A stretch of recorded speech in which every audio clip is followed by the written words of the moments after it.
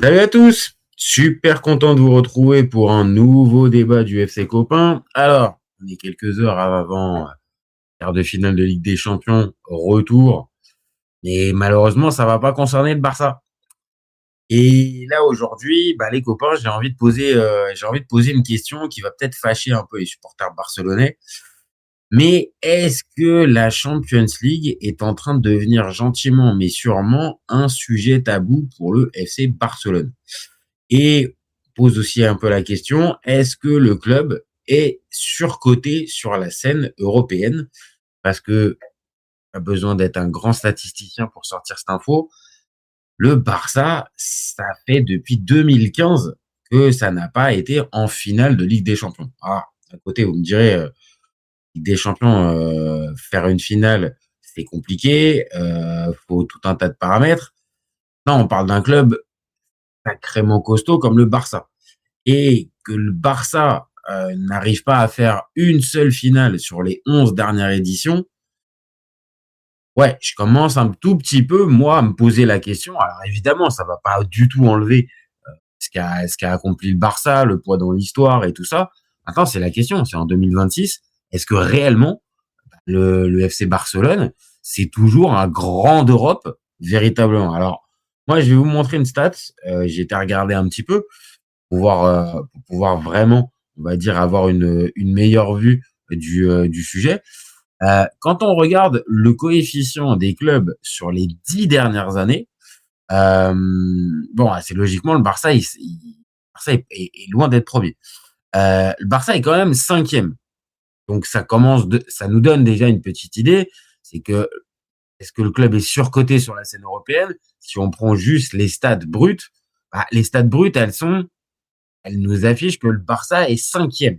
Cinquième sur les 10 dernières saisons, devant un club comme Liverpool, qui a gagné la Ligue des Champions et qui a été plusieurs fois en finale, devant l'Atlético, qui a lui aussi, qui a pas qui a pas la finale, parce que la finale, elle date de 2016 pour eux, euh, qui est devant Arsenal, mais ces dernières années, on peut pas dire qu'Arsenal était véritablement un client, devant Chelsea, qui a remporté la Ligue des Champions en 2021, mais qui a pas participé 2 années aux compétitions européennes, et en dixième, la Juve, qui est quand même bien loin derrière. Mais si on regarde un peu plus haut dans le classement, bah ouais, on se voit que le PSG est devant, Manchester City est devant, le Real est devant et le Bayern, bien évidemment, est aussi devant.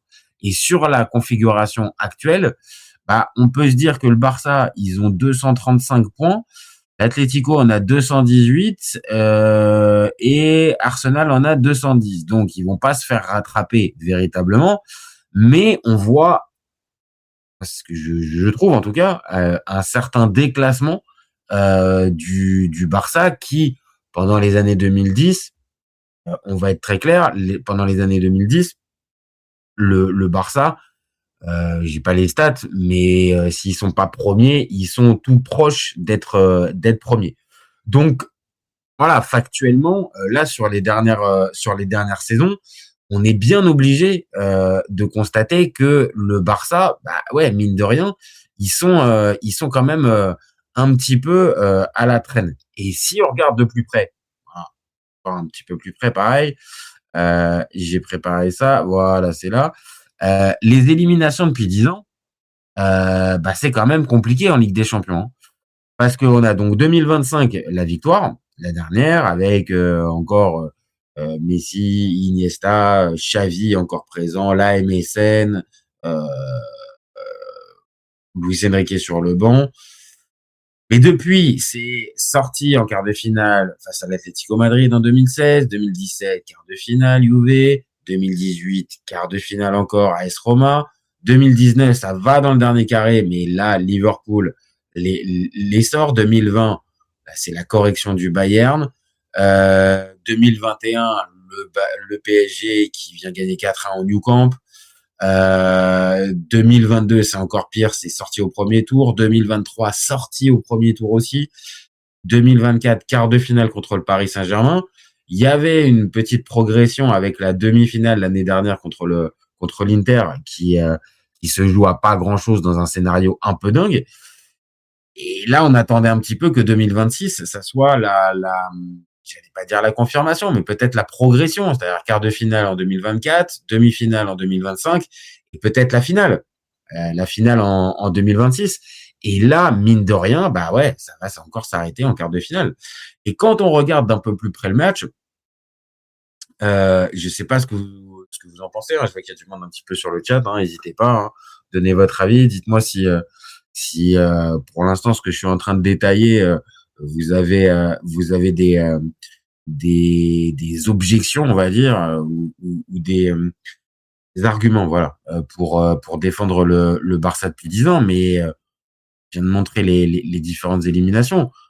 Euh, c'est le symbole pour moi d'un club qui commence à être déclassé et qui commence à voilà, faire moins peur sur la scène européenne. Parce que c'est une réalité, je remonte, hein. Mais quand en 2022-2023, donc 2 années de suite, tu sors au premier tour et qu'après, c'est quart de finale, demi, puis quart de finale, désolé, mais sur les 5 dernières éditions, ta meilleure performance, c'est une demi-finale. Oui, il y a réalité.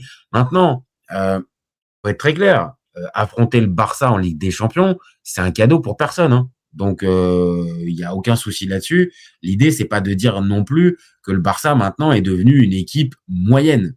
Mais par contre, dans les fameux top favoris qu'on a tendance à mettre à chaque fois en début de compétition, est-ce que le Barça mérite de figurer dans cette catégorie-là des top favoris? Les stats nous montrent que non, en fait. Et si on regarde le match d'hier, le Barça, alors évidemment, a des vraies occasions.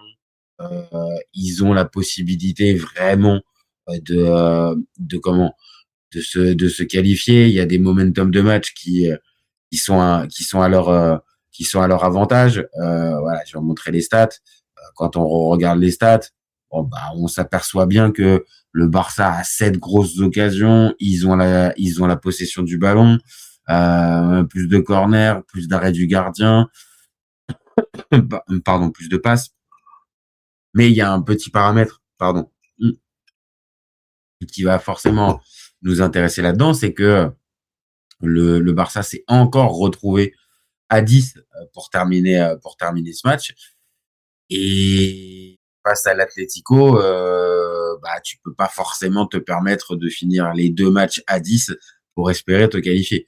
Euh, donc ça, c'est un problème. Et est-ce que le Barça, pour rejoindre un petit peu cette thématique, est-ce que le Barça 2025-2026 n'était pas un peu lui aussi surcoté? Parce qu'évidemment, la ligne offensive, et on va dire les joueurs à partir du milieu de terrain peuvent être particulièrement frissons. On pense à Pedri, on pense évidemment à Yamal, on peut penser aussi à Rafinha, on peut penser à plein de joueurs, à Olmo, à Rashford, à Gavi, à Fermin Lopez, enfin il y en a plein.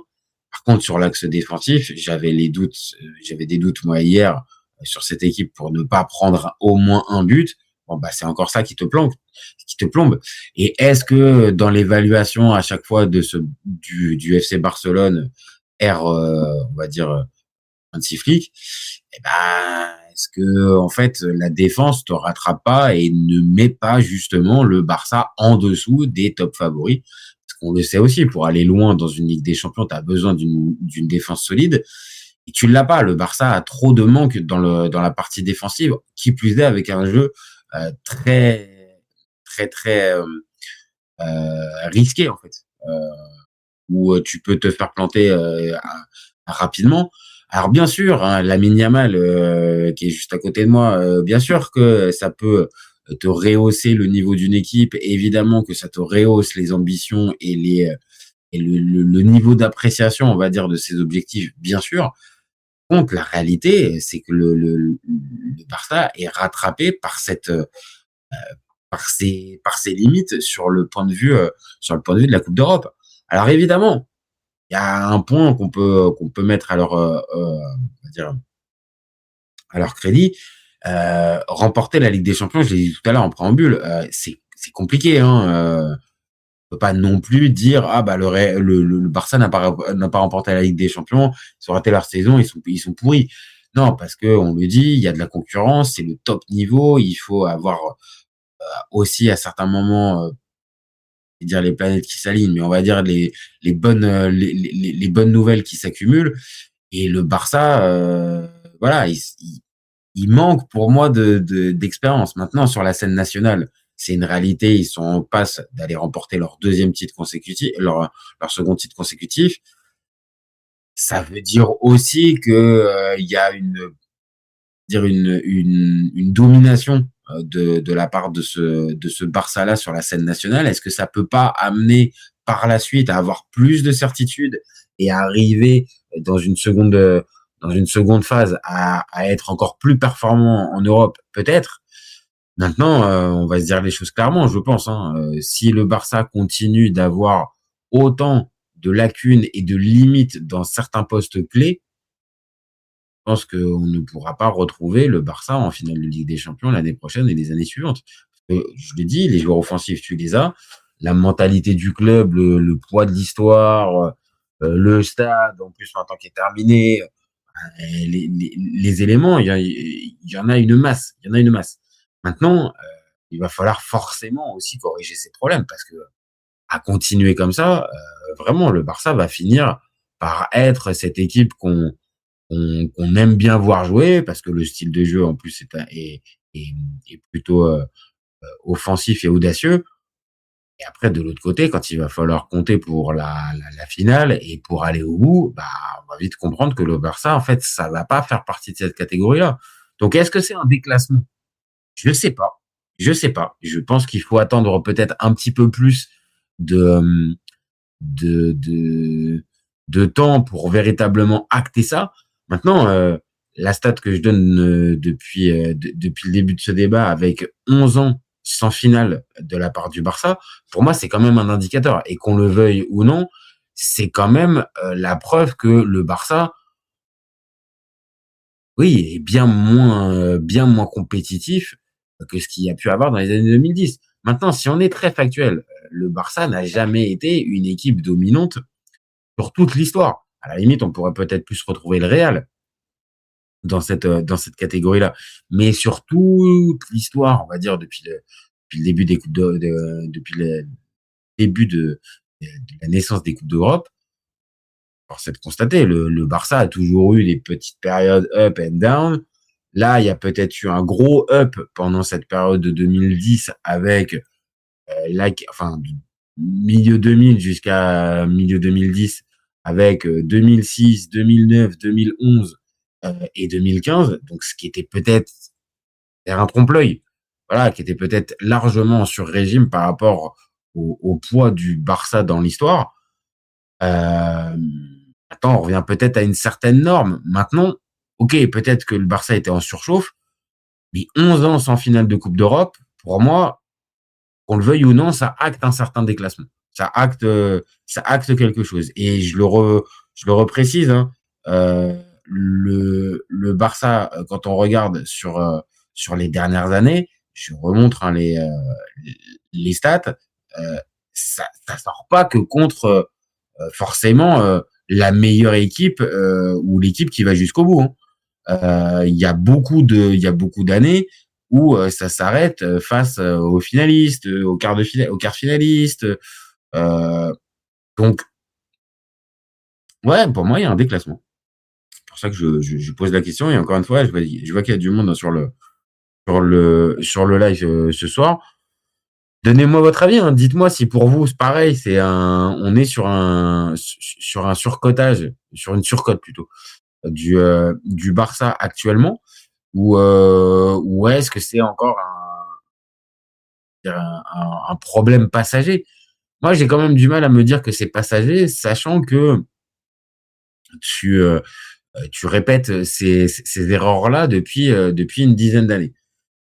Maintenant, il y a des éléments qui peuvent aller dans le sens de faire encore l'accident, mais bon, là, par exemple, ce fameux match contre l'Atlético, heu, bon, je sais pas, tu as été prévenu en plus. Là, on sort un tout petit peu du débat, mais le Barça était prévenu en fait du match guêpier, du match au piège. Il y avait eu ce match, cette double confrontation en Coupe du Roi cette année. Ils sont retombés dedans en fait. Et c'est peut-être là en fait, c'est que on a tendance à penser à chaque fois que le Barça va être en capacité de déjouer ça. Peut-être qu'on est encore un peu matrixé, moi le premier, avec cette époque où la Masia sortait des talents à non plus finir. Peut-être qu'on les voit trop beaux, en fait. C'est peut-être ça. C'est peut-être pas qu'il est surcoté, c'est on les voit trop beaux, peut-être un peu avec les yeux romantiques, avec c'est le Barça, c'est le Barça. Ah, va falloir vite comprendre et analyser les raisons de cette nouvelle élimination, cette fois-ci en quart de finale. Mais pour que ça puisse avoir, je pense, on va dire un vrai impact sur la suite. Je t'ai dit tout à l'heure, le Barça, s'il continue de se présenter avec les mêmes types de défense et le même déséquilibre entre certains postes, je pense que le Barça ne pourra pas revenir tout en haut de la scène européenne. Parce qu'en plus, en face, ça travaille bien, ça investit aussi. Le Barça, il y a aussi ses problèmes d'argent.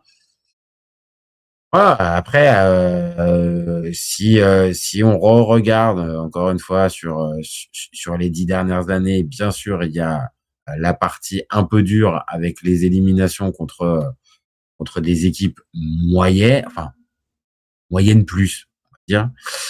Mais si on regarde sur les 10 dernières saisons par rapport à toute la concurrence, bon, le Barça n'est pas non plus largué. Juste, il commence à être décroché du fameux wagon de tête. Euh, et c'est pas cette année qu'il va pouvoir combler ce fameux écart.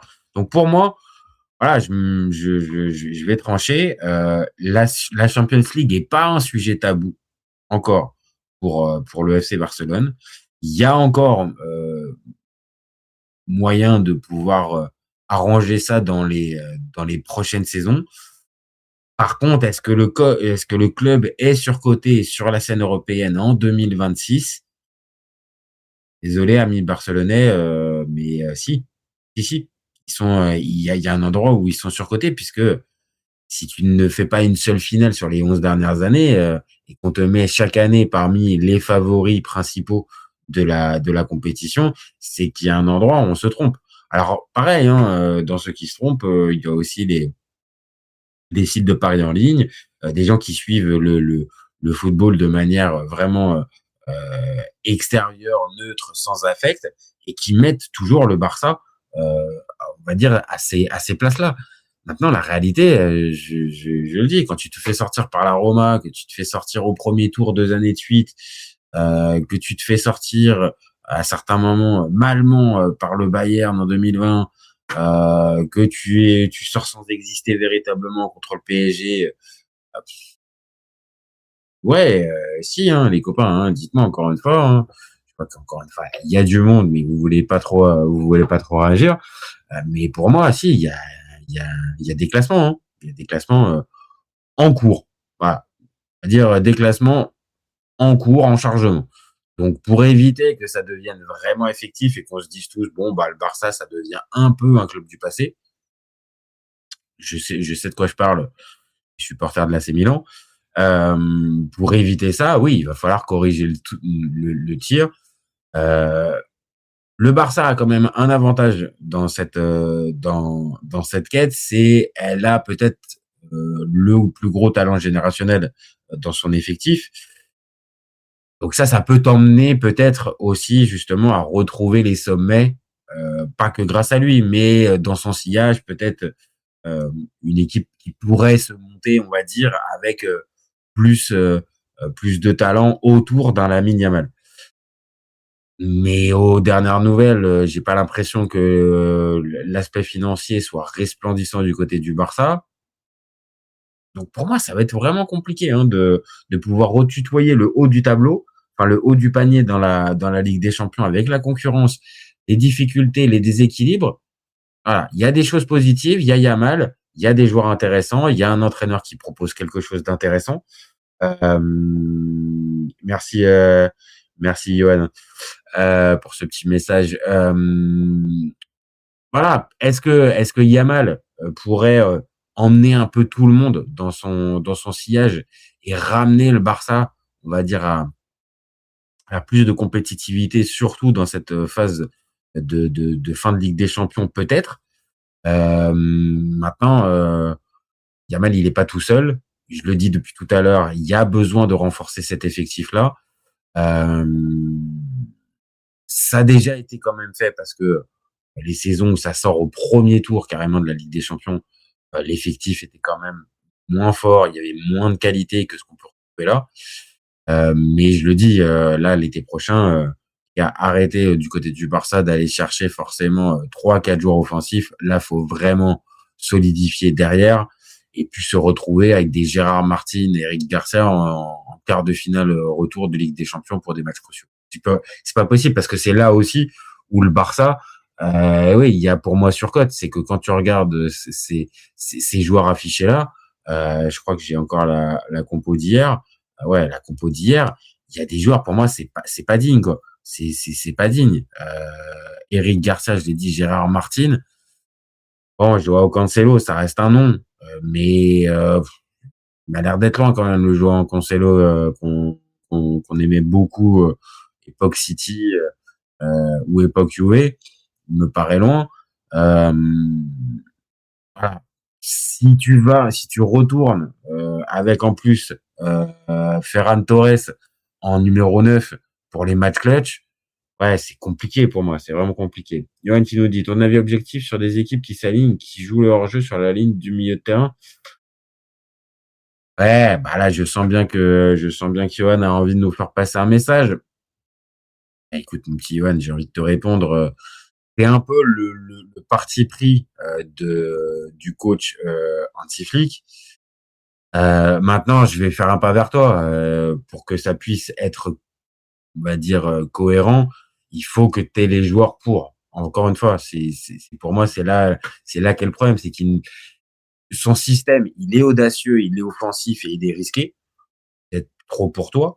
Mais il peut s'entendre. Mais avec ces joueurs-là, c'est pas possible. Parce que dès qu'à un moment donné, tu vas avoir un joueur qui va prendre la profondeur, bah, là, comme je l'ai montré, Gérard Martin, Eric Garcia, bah, tu vas te retrouver avec ce qu'on a vu là. Et même Pau Cubarsí, qui était là au match aller, c'est un très bon espoir. Il fera sûrement une très bonne carrière, mais il a besoin d'être encadré par un patron. Et je l'ai dit, sur le côté gauche, Cancelo, ça reste un joueur intéressant, mais on est loin de son prime. Et Koundé, je suis un peu entre deux. J'étais jamais été très très fan de Koundé sur le poste de latéral droit, mais il avait progressé ces dernières saisons, ces derniers mois et ces dernières saisons.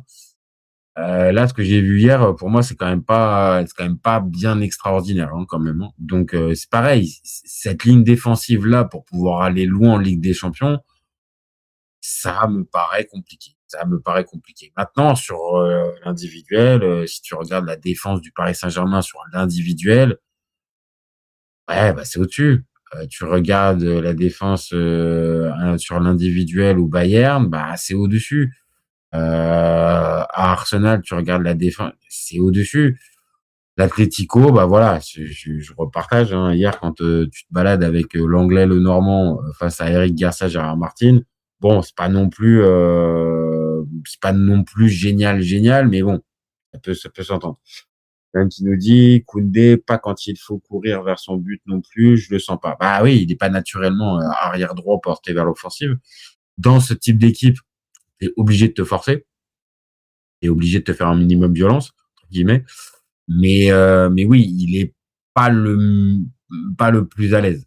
Et c'est pareil, peut-être que dans un jeu plus offensif, enfin, dans un jeu peut-être même plus contemporain, on va dire, il te faudrait peut-être un Koundé peut-être dans l'axe. Moi, je militerais plus pour ça. Maintenant, le problème, c'est que tu as personne véritablement à mettre sur le côté droit dans l'effectif. Et moi, je partirais plus sur un Koundé dans l'axe plutôt qu'à droite. C'est son poste de prédilection, de formation. voilà, j'ai bien compris que ça dépannait et même maintenant, Didier Deschamps, depuis, plusieurs saisons, depuis la finale de Coupe du monde 2022, la ligne se pose donc peut-être, hein, peut-être, mais bon, ça me paraît compliqué. Johan qui nous dit: «L'anglais, il est pas là parce que 3 défenseurs centraux absents». C'est vrai, il y avait Jiménez, Pobil et Anko sont au-dessus. Oui, oui, bah, pas trop difficile d'être au-dessus de l'ami Clément Lenglet. Donc voilà, pour moi, ça passera heu, par un recrutement, ça passera par, pas forcément un changement d'entraîneur, de philosophie, juste, de upgrade au niveau de la qualité pour pouvoir aller plus loin. Parce que sinon sur la partie offensive, bon, voilà, comme je t'ai dit, quand tu as un crack, générationnel comme Yamal, tu peux te dire que tu bases, on va dire ton équipe au-dessus, autour et après c'est toujours un peu plus simple d'arriver à faire ça. Donc voilà, pour ma part, ça va être, ça va être bon. J'ai précisé. Voilà, c'est pas un sujet tabou encore pour le Barça. C'était un peu provoque cette question, mais ça reste quand même un point d'interrogation à pas négliger côté Barça. Et est-ce que le club est surcoté? Bah, un petit peu. On va pas dire non plus que c'est, l'équipe la plus surcotée et qu'on les voit beaucoup trop beaux, mais un tout petit peu. La preuve, là, cet Atlético, pour moi, était largement prenable. Je l'ai dit, je l'avais dit avant le début de ce quart de finale. Même hier, il y avait possibilité de faire quelque chose si le Barça marquait rapidement, ce qui a été le cas.